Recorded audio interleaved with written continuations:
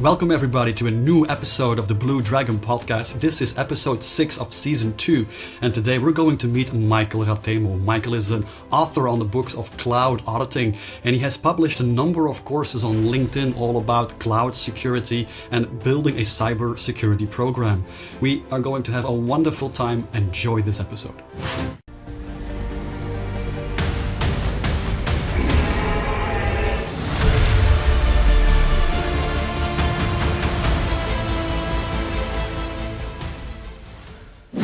So welcome everybody to a new episode of the Blue Dragon podcast, and today I have the guest Michael Ratemo.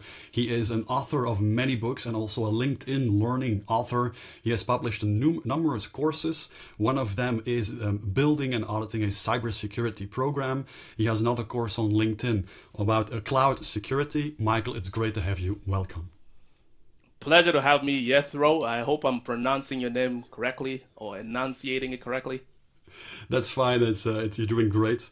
And just for the audience, I'm going to give some stats about you for the audience, and then I'd like you to introduce yourself and share a bit about your background and how you ended up writing books and also produced LinkedIn learning courses. But just for the audience to know, Michael, you're a cloud and security leader. You're a keynote speaker. You spoke at various conferences on cybersecurity in the US.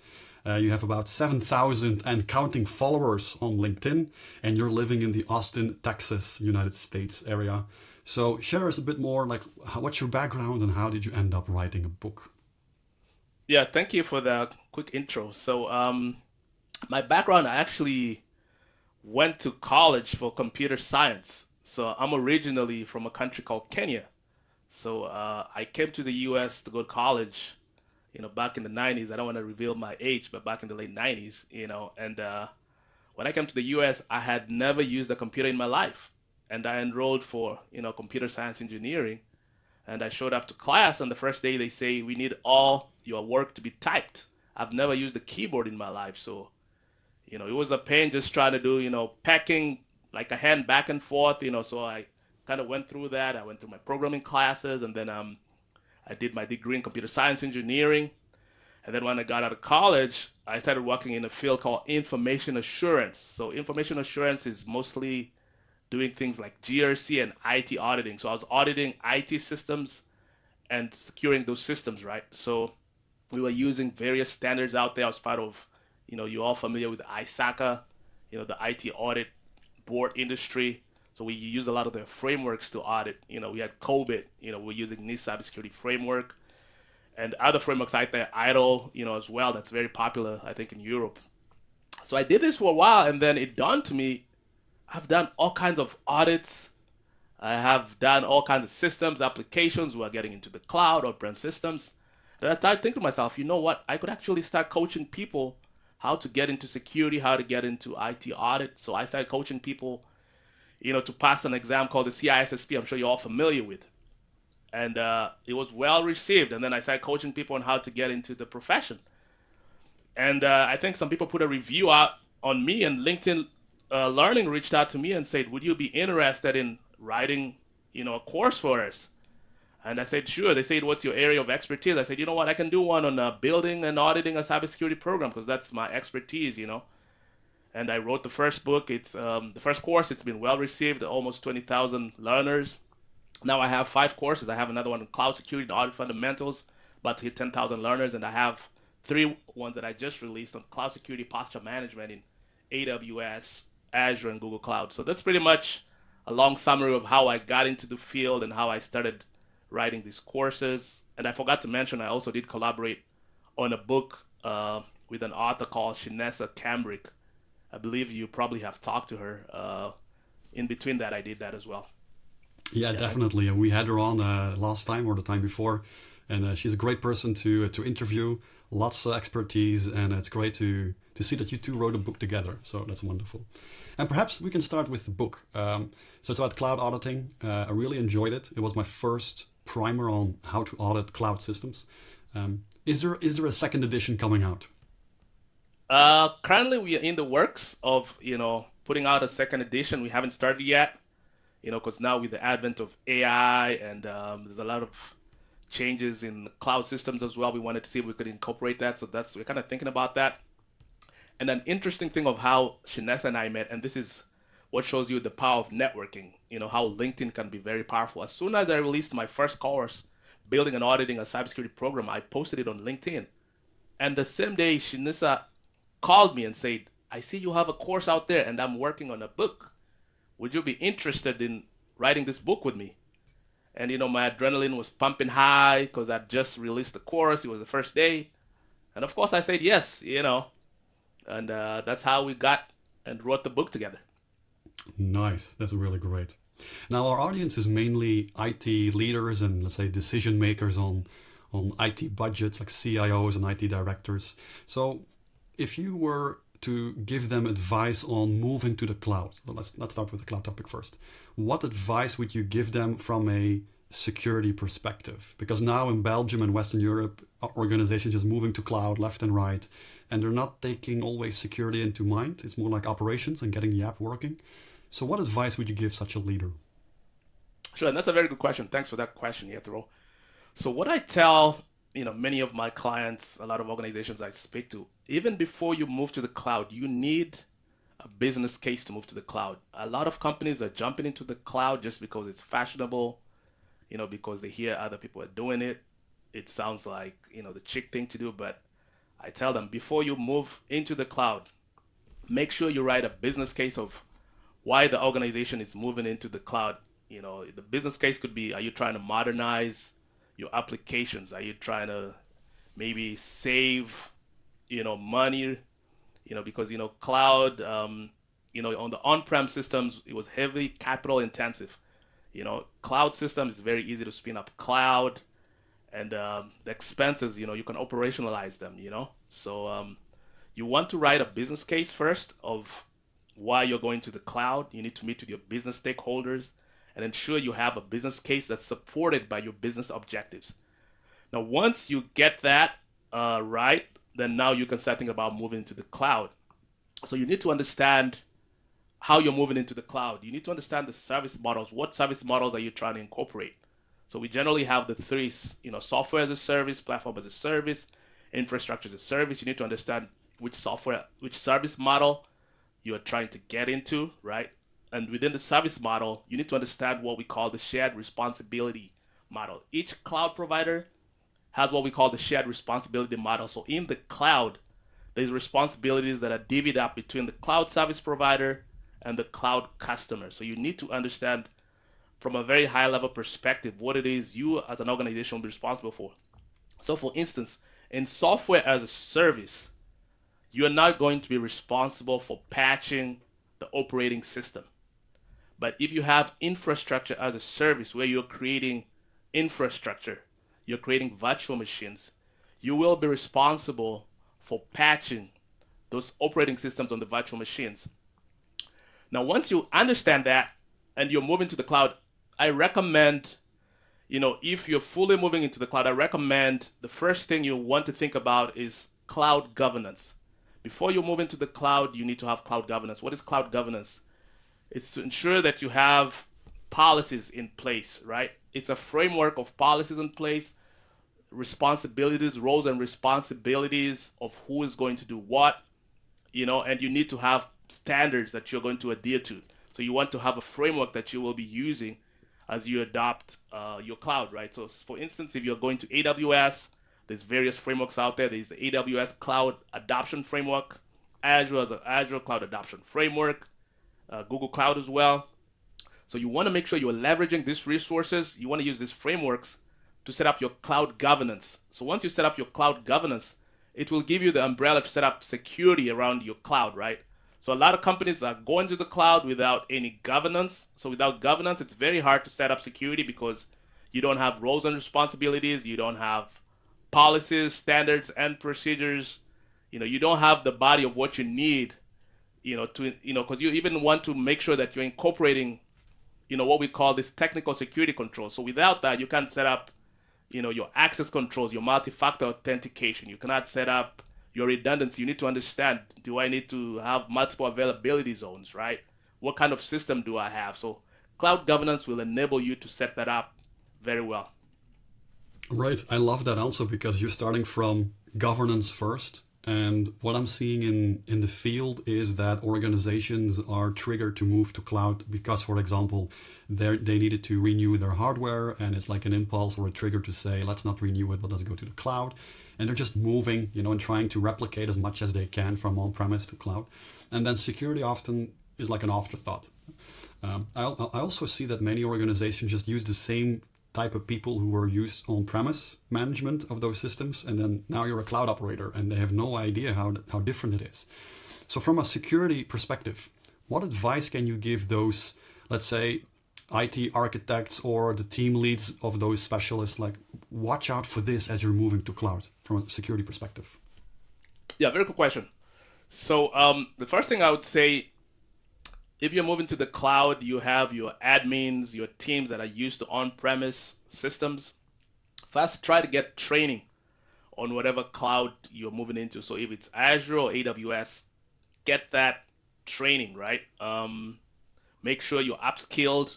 If possible, if you need to bring in external consultants to help, fill in that gap while you're moving to the cloud, you can do that as well. But make sure like some members of your team are trained in, some of these cloud technologies so that you're able to implement some of the security things we'll be talking about. So one thing, you probably all know is once you go to the cloud, the cloud by its nature, it's accessible on the internet, right? Cloud is services that run on the internet.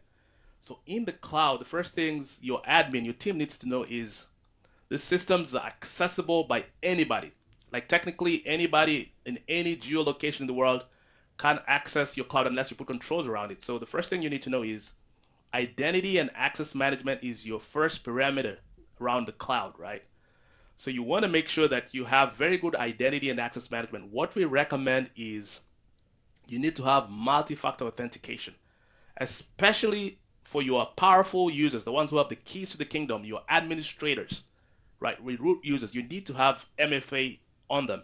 Also, you need to have multi-factor authentication for your regular users, because it's very easy for somebody to, they have several tools online that people can find all the accounts that are running on the internet, say on AWS, Azure, Google Cloud. So if you have multi-factor authentication, if you have bad actor trying to, either log into your accounts, at least, that's some form of mitigation. So that's the first control that I really need everybody to understand is identity and access management is the first line of defense in the cloud. Great, great. Now, what I also see, Michael, is that there are some networking security specialists, right? Typically on premise, and now the organization is moving to the cloud, Right. and they kind of lose some control because they no longer see the devices. They can no longer touch their firewall. They can no longer, see the lights blinking and say, "My data is here." Now it's in the cloud. So, what would you recommend to a team lead or a CIO? Like, dear CIO, you have these on-premise security folks, but what steps should they take to be able to secure cloud? So yes, a very good question. So in the cloud, you have networking just like on premise, but in the cloud you have what they call virtual private networks, right? So virtual networks. So like in AWS, for example, it's called a virtual private cloud. In Azure, we call it a virtual network, a VNet. In Google Cloud, it's a virtual private cloud as well, right? So you need to understand what the nuances are from a networking perspective, right? How to secure these various cloud components, right? The virtual private cloud. So most of these components have what you call security groups that you can use to allow traffic from your tenant in and out. So what I tell most people that I talk to is a lot of these cloud vendors, they set up this cloud to be inherently insecure because they are set up for developers, for people to quickly go in and test, to work on test instances and those kind of systems. So you want to make sure that you're looking at the default settings. For instance, in AWS, you have a default virtual private cloud that allows traffic in and out to anybody on the internet. In Google Cloud, it's the same. You have a default virtual private cloud that allows traffic from anybody in and out of your tenant, right? First thing you need to do is go and secure the default private cloud. You can either disable it or you can restrict access to it. Another thing you need to look at is what services you're allowing in and out of your cloud, especially into your cloud.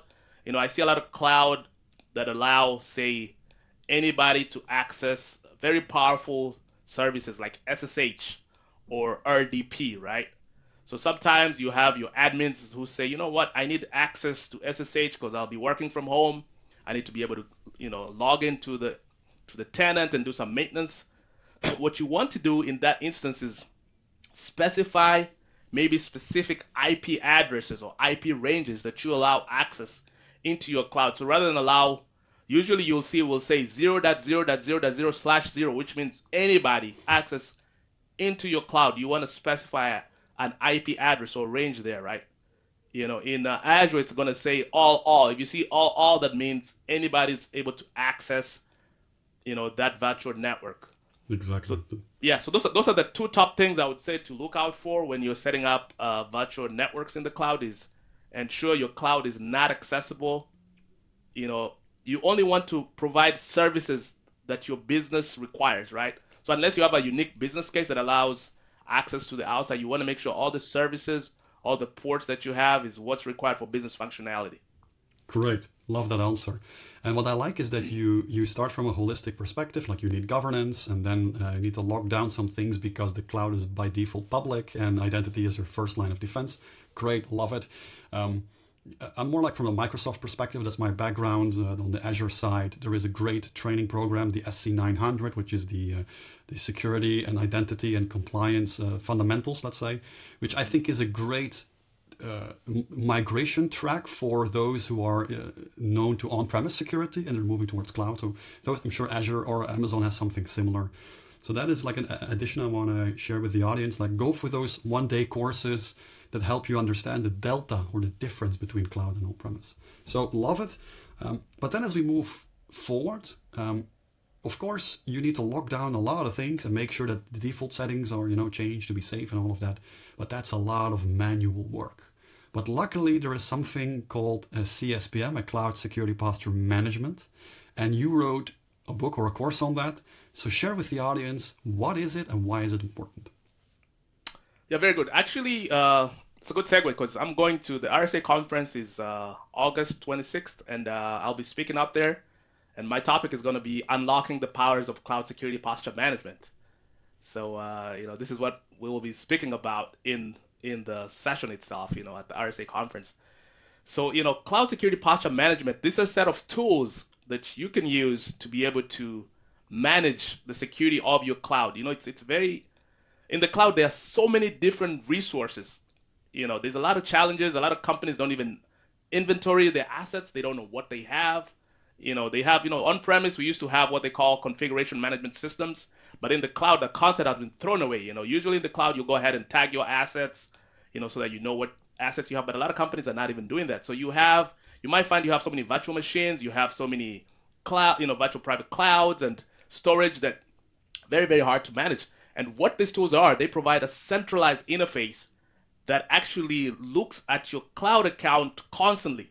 Like it's been configured with APIs that's constantly has this different security tools that's looking in the background and being able to tell you what the security posture of your cloud environment is. So I really like the concept of CSPM. So in AWS, we have what you call Security Hub. In Azure, actually the best tool I think, is Microsoft Defender for Cloud. You'll be surprised. AWS uses Microsoft Defender for Cloud because they are very good. They even have an interface to look into AWS as well as Google Cloud. Google Cloud has security command centers. So we want to leverage as much as possible these CSPM tools because they are automated. They gather this data in the background, and we can easily use this data to be able to remediate your findings. In a lot of instances, some of the tools can even let you go and either remediate the issue that you have or tell you how to remediate it. But also what you want to do is, while we tell people to focus on the critical and high findings, though, you want to make sure you are setting up good security practices to where you're causing a lot of these findings not to show up just because you have good security hygiene. Great, love it. And also for the audience, so the beauty with cloud is you have lots of controls and lots of let's say, options and settings to tweak and change. But if somebody after you changes those settings, it might impact security. And so a CSPM can either block that or at least alert you to a potential change that leads to security issues, right? And so it's like 24/7 guardian angel when it comes to cloud security configuration. So great, love it. I also see it on the rise. And what I particularly like with, I only know Defender for Cloud in that sense, is that you can choose a security benchmark that you want to, let's say, score against. So you can say, I want to have the ISO 27001 or the NIST CSF, and then the CSPM will check all your settings against that benchmark. Like, for example, do you have encryption on your databases? Is encryption in transit activated? All these things. And many of these are automated, which helps a lot. So I'm happy to hear that you're going to promote that in August. Great. Yeah, in the cloud, automation is really, really key, because it's even from creating infrastructure. A lot of people when they start in the cloud, a lot of organizations, they create this infrastructure manually. But we are trying to tell them once you mature, you want to adopt these, technologies called infrastructure as code, where you write up templates that you can reuse over and over again, and you use these templates that have been created securely, so you can use some security benchmarks to create the templates. And once you have the templates, if you need new infrastructure, you just spin up the template rather than you go ahead and create, new infrastructure every time. Yeah, definitely. And also from a security perspective, what I like about infrastructure as code is that in the case of a cyber incident and your systems are compromised or down, you can rerun that template on a different environment and have basically the same identical infrastructure. You only need to make sure that the data is also there, that it can continue the operations. But yes, wonderful. And just a question from the US perspective. You're living in Texas, like I know the Western European, let's say, a trend. Here we are slowly moving towards infrastructure as code. There's still a lot of, let's say, manual tweaking and configuration going on. But I would say we're moving towards 50-50, like 50% manual, 50% more automated. How is the trend in your side of the ocean? I want to say we are trying to move towards that direction. We almost maybe around you, 50-50 wise. A lot of organizations are now getting conversant with some of the tools, the HashiCorp Terraforms. They are starting to leverage those tools for infrastructure as code, or the native tools like the AWS Cloud Formation, the Azure Resource Managers, those kind of things. So we are actually pushing people towards that, because as much as we want to mitigate all these cloud risks that we have, this is one of the main controls that we kind of push for is, let us start using automated means. Let us use infrastructure as code. There are other tools out there, that they actually, there are tools called like Puppet, or they enforce changes. So whenever you try to make a change and you make an unauthorized change, it can change it back to the default setting, whatever it was, right? So we are trying to promote those kind of tools to be used within the cloud. Hi there, I'm Jetro, your host, and I love bringing you fresh insights on cybersecurity, cloud technology, governance, and auditing. Cyber threats are evolving fast. Protecting your business, ensuring compliance, and maintaining trust with your stakeholders isn't just important, it is essential. Ignoring cybersecurity, that's a risk you don't want to take. No matter your industry or company size, protecting sensitive data and ensuring operational resilience should be a priority. Regulations like NIS2 and DORA are already shaping the way businesses handle security, making compliance non-negotiable. At SecWise, we help businesses like yours stay secure and compliant. Here's what we offer: security roadmaps, practical steps tailored to your operations, Azure, M365, or even your hybrid workplace. Compliance readiness. Meet ISO 27001, NIS2 and DORA requirements with confidence. SOC implementation, real-time threat detection and response 24/7. Cloud and AI security, advanced protection against evolving threats, and end-to-end support, from risk analysis to remediation and continuous access to our specialists. Since you're listening to the Blue Dragon podcast, as a thank you, you will get 3% off your next purchase within the SecWise portfolio. Whether it's a full NIS2 assessment or managed security services, 3% off your next purchase can save you hundreds of euros. Visit secwise.eu/Blue Dragon podcast to get started. Make cybersecurity your strength. Get started today. Visit secwise.eu/Blue Dragon podcast. as we're moving towards, say, the automated environmental cloud, so we talked about moving towards cloud and the impact it has on, let's say, training and education. We talked about the fact that, security and identity is your number one line of defense. Then we talked about CSPM, which can 24/7 monitor the security settings and the security health of your environment. That's great. We talked about infrastructure as code. Very nice. Now let's move towards the cloud auditing side. Why, if we're doing all of that in an organization, why do we still need cloud auditing, and how does it benefit us? Think on a CIO or IT team lead level. Yeah, very good question. So the fact is, in the cloud, nothing stays constant, right? So we have constant change.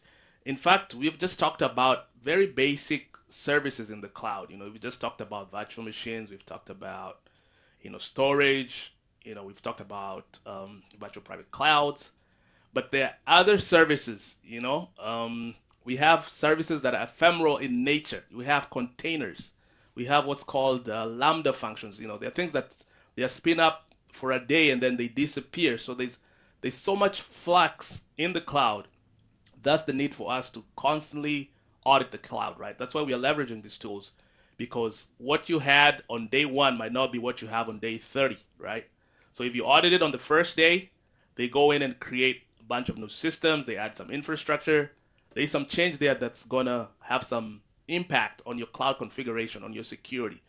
That's why it's very, very important to have a constant monitoring program for your cloud, right? So we want to be able to use tools like, say you're in AWS, you have things like CloudTrail, CloudWatch, right? They allow you to automate alerts and even trigger remediated actions for certain security events, right? So we want to monitor. Monitoring is actually one of key control that you have within your cloud. So if you say monitoring is a key control, that makes sense because everything changes all the time, especially with scripts. Containers get created and deployed and scaled out and then scaled down again and then killed and all of that. So, but then auditing, when I read your book, it goes not only on, let's say, security auditing, but also like cost control, setting some boundaries and limits on what developers can publish on cloud. Can you share a bit more, like how does cost management fit into the auditing, and why is that important? Yeah, very good question. So one of the things we tend to overlook in the cloud is we always look at security, right? But we never look at the financial aspect of the cloud. So a lot of times when you set up your cloud, it's usually left to another team or one part of your IT team, and they might be setting. I've actually seen this in person where they've set up a cloud, maybe in AWS, Azure, and they're doing some testing, and they start spinning up different accounts and different infrastructures. And the next thing you know, you get a bill that's astronomical, and the CIO is asking like, why do we have a bill for $200,000 or 150,000 euros or whatever? And this is because they do not understand what the impact is of the cloud deployments and how it affects the costing. Because the costing itself is very, very complicated. Like each cloud has different ways it does costing for their resources. So you need to have a group that's actually managing that, right? I mean, the different cloud platforms, they have a billing service where you can go and see what your billing is, but you do have to have somebody who's managing all your infrastructure, understanding your billing, being able to forecast what your bills are so you can make sure you're staying within budget within your organization. And also, another thing we see is people start infrastructure or services, they deploy them, but they don't need to use them anymore. They just wanted to use them for a test purpose, but they leave them running for like 10 months or 12 months. So you're incurring bills for infrastructure you're not using, you know, simply because somebody did not understand, okay, because we're not using this infrastructure and it's costing us, maybe we should decommission it, right? So those are the key things you need to look for when it comes to a financial perspective in the cloud. Yes, great. Thanks for sharing that. And also for the audience that is listening or watching, when you move to cloud, there needs to be a specific discipline on cost control. Because unlike on-premise, where you've bought the hardware for 4 or 5 years and you don't no longer have to watch the cost because, hey, you went through all the business case and getting the capex money and all of that. On cloud, it's pay per use. So every month you get an invoice. And even if you do have a, let's say, what's it called, reservations, you can do upfront commitments. Still, if you go over that limit, you still pay for the extra. So indeed, you need a specific discipline on that. And that is something that many organizations forget. They take their existing IT team, they just say, we're going to cloud. They copy paste all the VMs basically. They try to recreate the networking. And then security is not well because of all of the default settings. There's no cost control because, hey, and then you get the bill shock like you mentioned. So I'm happy that was a big part of your book, Cloud Auditing. There's a whole chapter on FinOps, financial operations, which is definitely there. But then I have a question on that side. If you take a typical IT team, which consists of, let's say, software engineers, so an architect, some networking folks, perhaps a security specialist, which person does the financial operations then? So, if you just have IT folks, ideally you should have somebody who does the forecasting within your organization. Usually in IT, there's somebody who does forecasting as far as what are the resources we need, in terms of storage so that we are not running out of storage. What do we need in the future? There's usually a forecasting function within the organization. If you don't have one, just make somebody one, because in the cloud it's very, very important to not only have a good hold of what the assets. This starts with inventory control. You need to understand your asset inventory, constantly monitor that, and then always only use what you need to use, and then ensure you understand what the costs are and going into the future, right? You can probably enlist somebody from the cloud support, if it's AWS or Azure, to help you understand the cost, but you do need to designate somebody, maybe your cloud lead or whoever's implementing your cloud, to be the person who's going to be, doing the asset inventory and monitoring the cloud costing. Would you recommend this more like it's a business role, business person, or IT role? If possible, if you can get your finance team involved within the costing purse, because ultimately the costs go through, get them involved so they can understand the ramifications. They can understand maybe how the cloud, licensing goes. Some teams may have like a licensing team, but you definitely want to pair the IT person with the person in business, right? So the person who understands finance, right?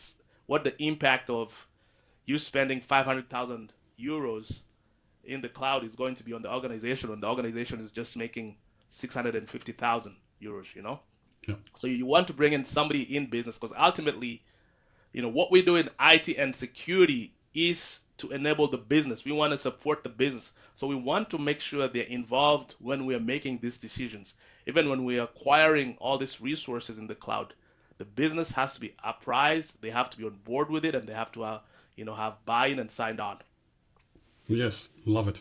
Now, also for, let's say, the audience, the CIOs and decision makers, what you need to understand is when you move to cloud, not only will, let's say, some of your networking folks start to learn to code for infrastructure as code. So that's a mindset shift from hands-on cabling and configuration to coding. But also on a financial perspective, there needs to be a FinOps person because it will impact your cloud configuration. It will force the IT teams to use correct tagging and labeling to understand which resource belongs to which team, and because sometimes their invoices are split and there is budgeting per department. So all of that needs to be set up in the cloud, and you need a financial operator who is able to understand both, let's say, the technical side and also the financial side. So yeah, I love your answer there. Great, Michael. Now, as we then move to the last part of this episode, which is your, I wouldn't say your most recent course on LinkedIn, but one from, I think, a year ago, which is building and auditing a cybersecurity program. So if you now take one step back, we kind of leave the cloud for what it is, and we take a one step back into an organization. Cybersecurity is much more than just cloud.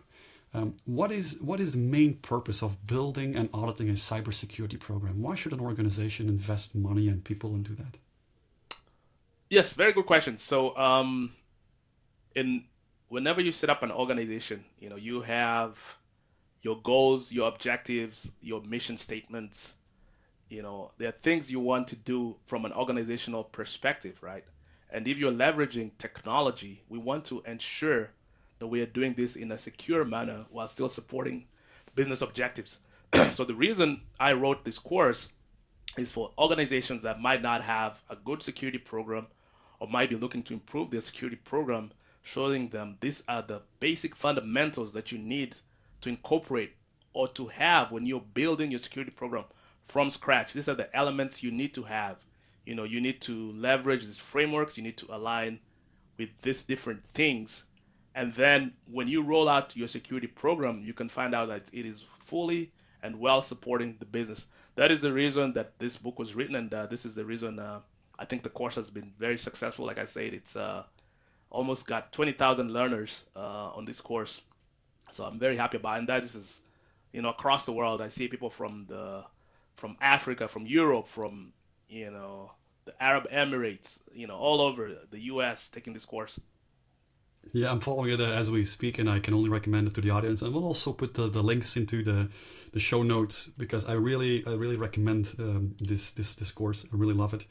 Now, okay, so you say cybersecurity management or the program, it's important and it's good to have that whole governance around it. Great. Now, you touched a little bit about legislation and keeping par with what's going on. Here in Europe, we have strict regulations when it comes to information security. So the latest one is NIS2, the Network and Information Security Directive version 2. And it's all about this, like anchoring cybersecurity into an organization, embedding it into, so that it's no longer an IT risk, but a business risk, right? And we take a look at what you guys have in the US with the NIST CSF, the cybersecurity framework, and all of this. What are you most concerned about when you just walk into an organization, an average size, let's say around 500 employees or 1,000 employees, and they're doing all these different departments? What is your number one concern when it comes to cybersecurity program? Yes, very good question. So, when I work into an organization, the first thing I want to understand is what is their business function? What is their functionality? What are they doing? Are they an Amazon? Are they doing e-commerce? You know, we want to understand the business first of all, from a very high level perspective. What is the goals of the business? That way we are able to evaluate the security program and see if the security program does align with the overall goals and objectives, right? Once we do that, the other thing I look at is I want to ensure that I want to go back to governance, right? So we've talked about governance. I want to make sure that their governance that they have incorporate all the elements so that they are well covered, right? So like I said, governance is a set of policies that govern an organization and ensure it's securely managed, right? So when I'm looking at a security program, I'm looking to see if they have some key components within their governance program, right? So the first thing I look at is to see how was your governance program created? Did you leverage any security frameworks or did you just write up some policies you copied maybe from the internet or some website out there, right? So I want to make sure you're using security best practice to create this governance. So as I talk about in my course, we want to use some of the security frameworks I look to see if you've aligned to include the NIST cybersecurity framework. It could be IDLE, it could be ISO 27001, very good framework.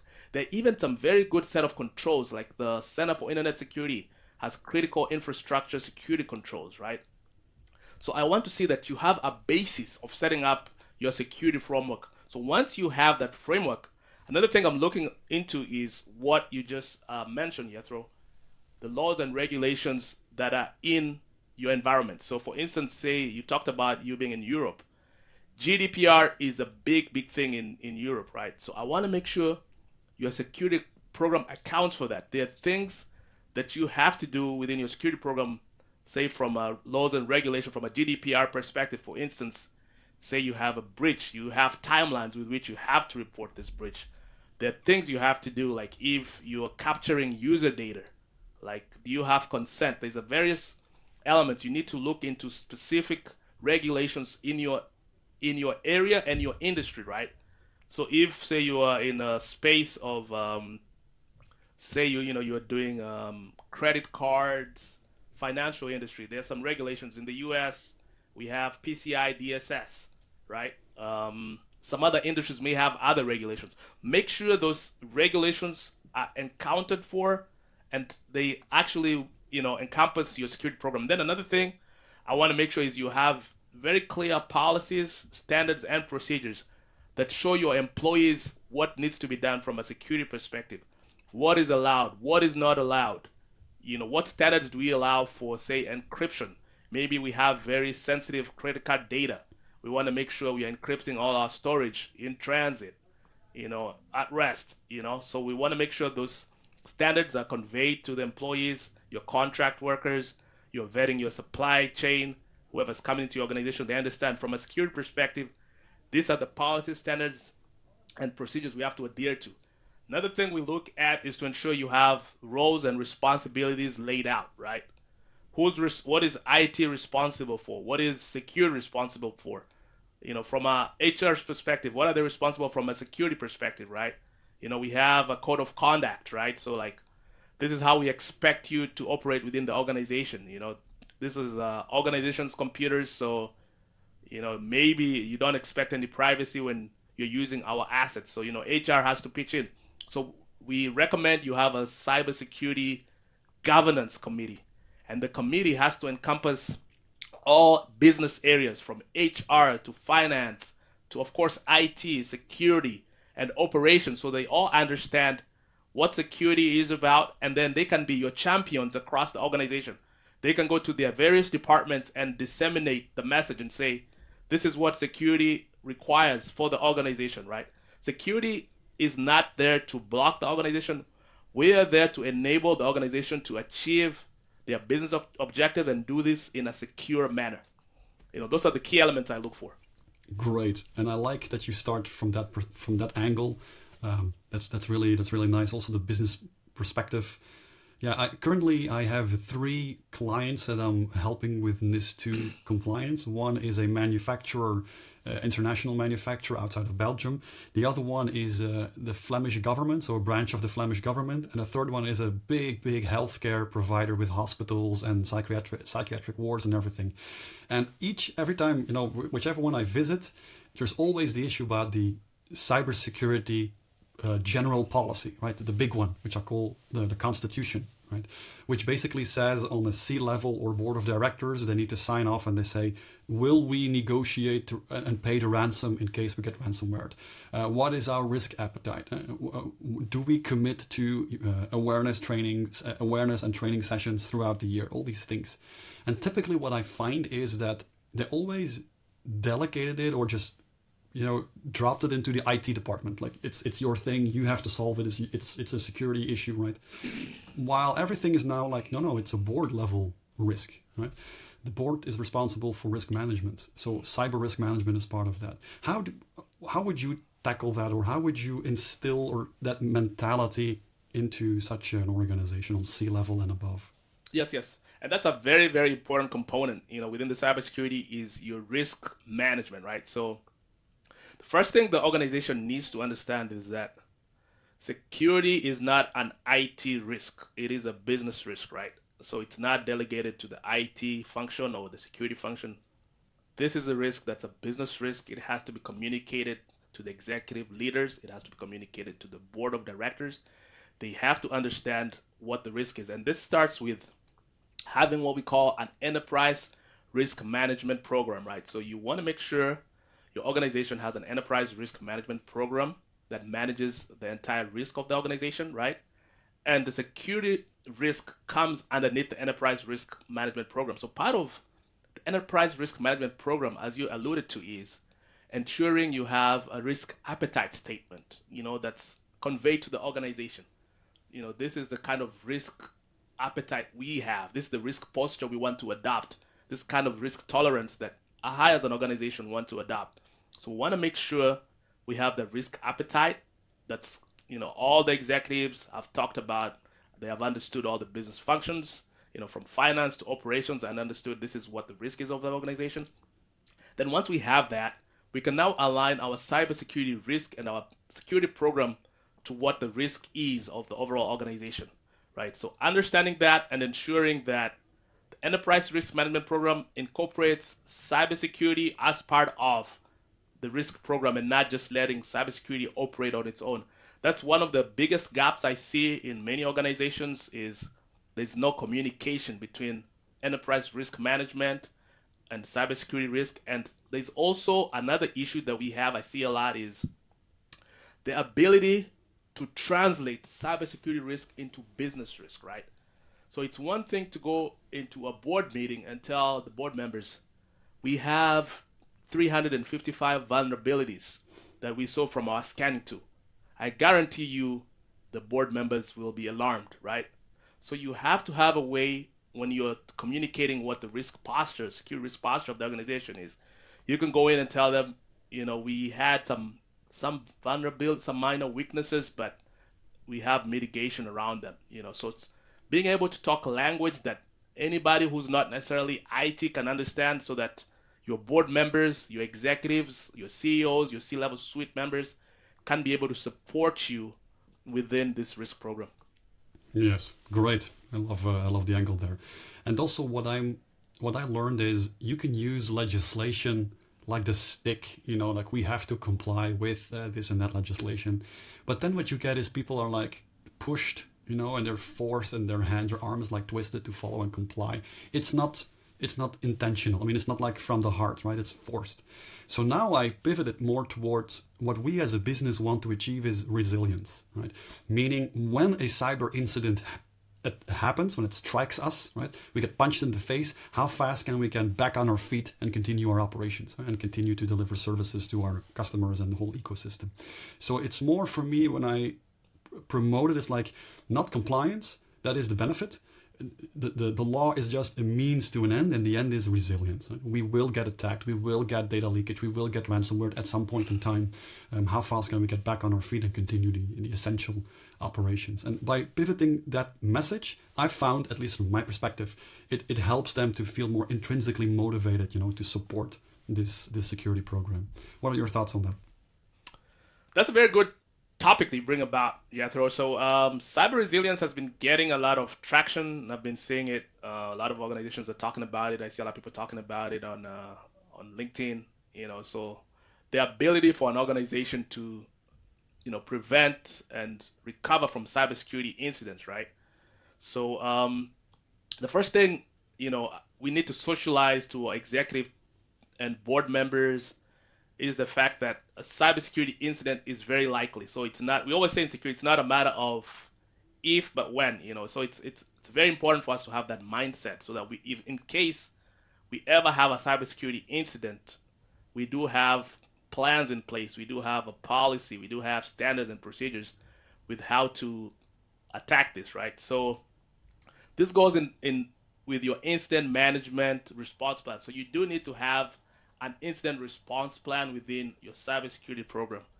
So what that means is you need to be able to define what you consider an incident. Is, say, if somebody has a virus on their laptop, is that considered an incident? You need to describe what an incident is versus an event, and then have procedures on how you will deal with your real incidents, right? So ideally, your security operations team should have the policies in place. So you want to be able to have a policy that has been created using one of the best security benchmarks, right? So for instance, there are frameworks out there. NIST has a framework as well. There's a framework called, I don't know if you've heard of PCARL. There's different steps you go through when you have an incident, right? From identification, containment, eradication, recovery, and lessons learned. So you want to have a program like that in place in case you have an incident. Also, what you want to do is have an exercise within your organization. It could be paper-based. It could be, Mike Tyson used to say, everybody has a plan until you're punched in the face, right? So you want to have a plan. So for instance, you want to run a test of your cyber incident plan.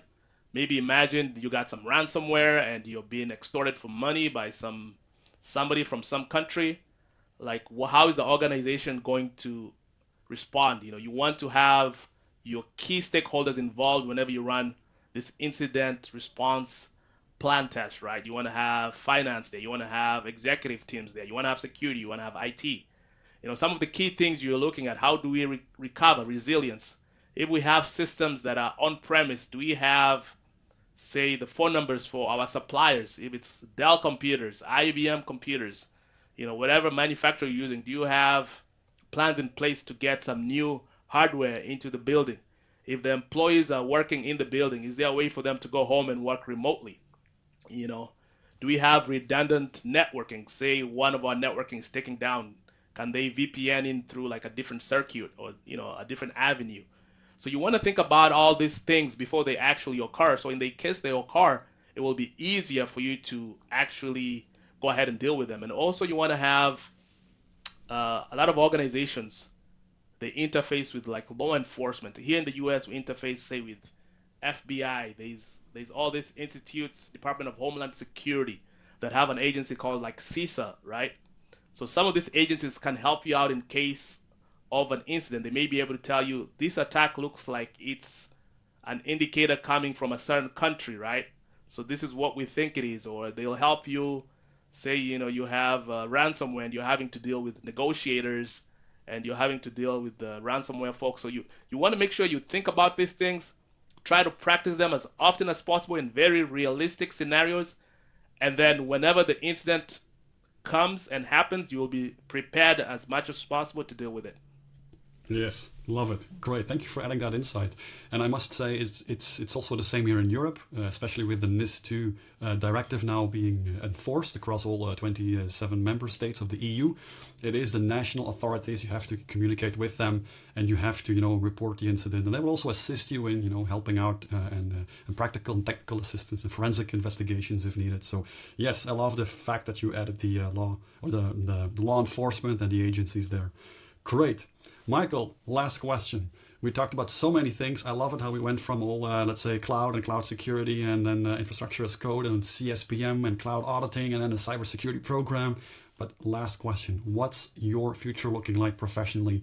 Writing a new book, new courses? How is it looking for you? Good question. So I've actually had time to think about that. Last year, the last couple of years, I wrote a book. I want to say 5 courses. I've done 5 courses, and I thought maybe this year I should take a break and kind of develop my skills. I'm moving more into the artificial intelligence arena because it's now impacting a lot of the cloud systems we have. We have all these new, very, I want to call them sexy systems, so to speak. We have Microsoft Copilot, we have ChatGPT, we have all these different vendors that are now moving and incorporating artificial intelligence. So I'm moving more into that area. Another area I'm really, really interested in that maybe I should have written a book about is something called DevSecOps. So the concept of how do we securely develop applications in the cloud. So from a CI/CD perspective, looking at the different pipelines you use, we have tools like Jenkins, we have Concourse, we have like GitHub Actions, Azure DevOps. So like looking at all those tools, how do you incorporate security, within development, pipeline? So ensuring that, because a lot of this development is done automated fashion. So it's very hard for you to incorporate the manual checks we're used to having. So ensuring you have the tools necessary, to be able to incorporate, things like static analysis testing, dynamic analysis testing, Mm-hmm. being able to, upskill the staff and members to know like, okay, you have code here in GitHub. These are the best security practices. Making sure you have code review, making sure, you're looking at your branches. Nobody can merge changes without authorization, that kind of stuff. And then making sure we have this lint, test before this code is promoted into, down the pipeline and into production, and making sure that we are causing as least as possible impact in production, because in Mm-hmm. security, we want to make sure our impact in production is not felt. If no one's talking about security, I think it's a good thing. That means things are operating in a secure fashion and nobody has anything to complain about. So those are the 2 areas I'm looking into: AI and secure development in the cloud. Great, great. Now, if people have questions or they want to reach out to you, what's the best way for them to do that? Sure. Feel free to reach out to me. You can add me on LinkedIn. I am Michael Ratemo on LinkedIn. If you want to reach out to me by email, I'm mike at cybersecuritysimplify.com. as well, you can go to our website, cybersecuritysimplify.com. You can reach out to me that way. So those are the 3 ways you can reach out to me. Great. We're going to add all the links to the show notes as well. Michael, thank you so much for being a guest on this episode. It was really great to have you, and I wish you all the best. Thank you, Jetro, and your team. Thanks for having me. I really enjoyed the session, and looking forward to what you have coming in the future. So I hope you enjoyed this episode of the Blue Dragon podcast as we discussed with Michael all these topics ranging from cloud security, cloud auditing, infrastructure as code, CSPM, and even all the way down to auditing and having a cybersecurity program. Now, if you have questions, you can always reach out to him. You have the contact details here. And also don't forget to subscribe to the BlueDragonPodcast.com website, where you're going to get a one-pager with all the key points of this episode for your convenience. Thank you very much for joining this episode. Don't forget to like and subscribe, and see you next time.